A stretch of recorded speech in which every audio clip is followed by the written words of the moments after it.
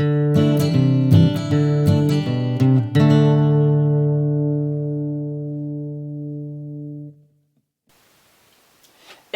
et bienvenue dans ce tuto numéro 8 où nous allons voir comme promis un petit blues, mais qu'on soit bien d'accord, un blues très simple pour permettre au maximum d'entre vous de pouvoir le jouer.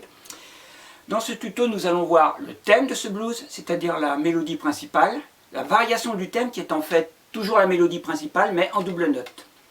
Alors si vous voulez avoir un aperçu du morceau en entier, j'ai fait une vidéo que vous trouvez sur cette même chaîne qui s'appelle Easy Blues. Et c'est parti!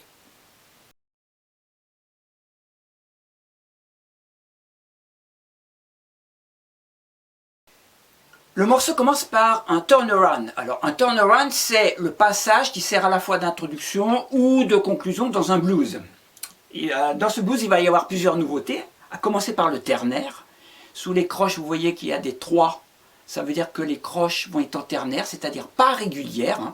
Si vous n'avez pas fait beaucoup de solfège, voire pas du tout, bien moi je vous conseille de bien écouter chaque passage et de rejouer le rythme à l'oreille. Je vais vous jouer ce turnaround en mettant les doigts 1 et 2 à la 5 et 6e case, ça fait ça.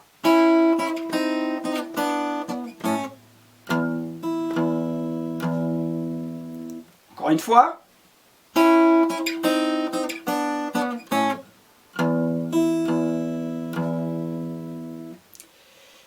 Séquence suivante, eh bien on démarre le thème. Pour ça, on met le premier doigt à la 2e case, le deuxième doigt lui va jouer la case 3 et le petit doigt à la case 5. Ça va nous donner ça.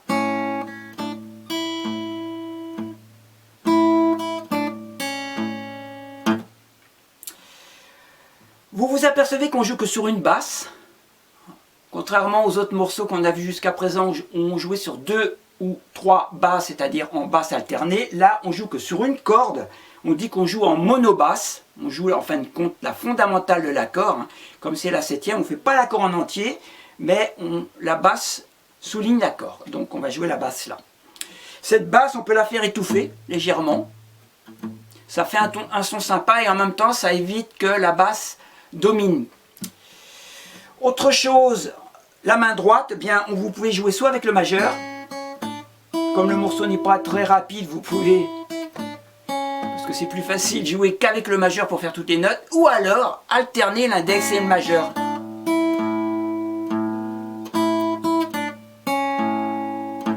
L'avantage d'alterner l'index et le majeur, c'est que ça vous prépare à jouer des morceaux plus rapides, où là, cette technique est inévitable. On continue.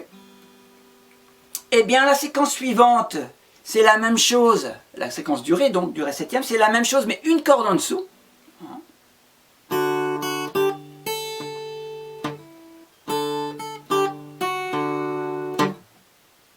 Voilà. Après, on revient à la séquence du La.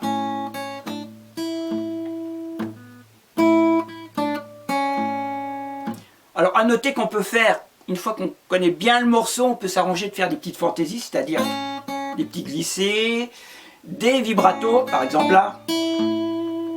Voilà, un petit peu des effets qui rendent le morceau sympa. Mais ça, c'est une fois qu'on joue le morceau de base, quoi. On arrive à la séquence du Mi 7e et Ré 7e. Je mets mon 3e doigt à la 5e case.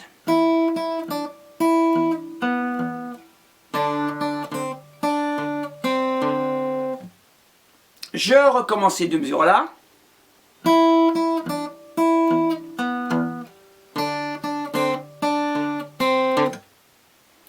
Et pour terminer, eh bien j'ai les doubles notes qui terminent la mélodie du passage suivant et après je retrouve mon turnaround.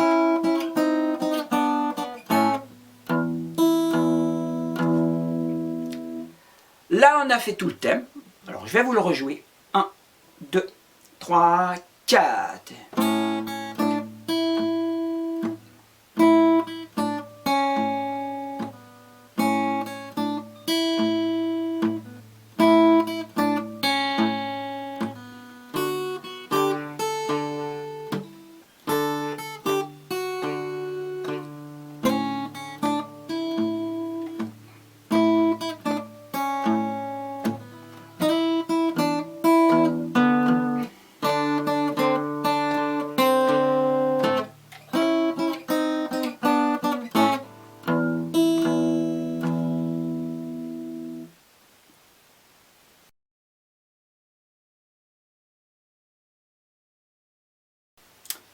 La variation du thème, c'est tout simplement la mélodie de ce thème qui est joué en double note. Et pour ça, il y a juste deux séquences à apprendre, de deux mesures.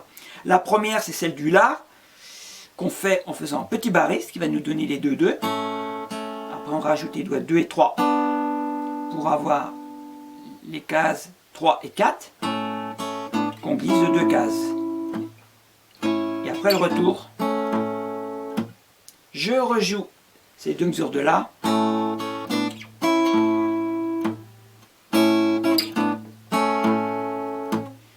Pour la séquence du Ré, on met les doigts 1 et 2 à la 2 et 3e case.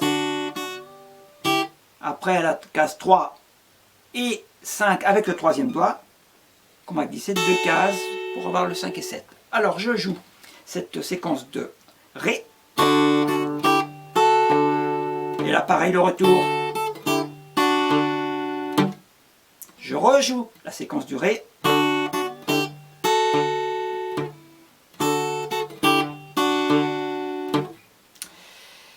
Eh bien je vous joue toute la variation du thème en double note, parce qu'en fin de compte le reste ne change pas. Ce qu'on a vu dans le thème, c'est pareil. Il y a juste le passage des doubles notes des 8 premières mesures. Allez, c'est parti. 1, 2, 3, 4.